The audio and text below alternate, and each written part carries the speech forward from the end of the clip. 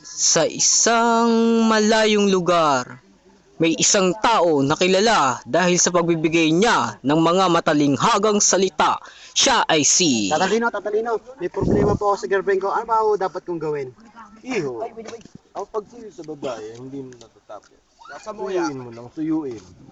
Sige, Tatalino, salamat ah. Tatalino! Meron pa bang makina ng pagkalikot?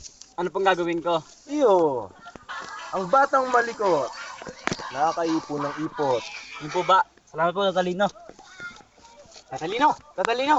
May problema po ako sa girlfriend ko eh. Payat na payat na po, nagda-diet pa din.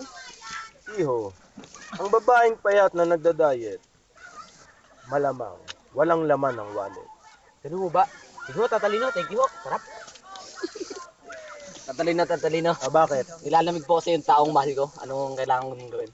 Iho, kung nilalamig ang taong mahal mo, isaksak mo ang plancha at ipayakap mo. Sige po, Tatalino. Mag-iinit yon, tandaan mo. Tatalino. Bakit? Bakit? May girlfriend po ako. Ako'y mahirap lang, siya po mayaman. Ano pong gagawin ko?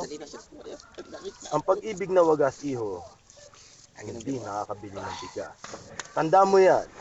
Sige mo, Tatalino. Tatalino. Mahilig po kasi ako sa away. Ano pong gagawin ko?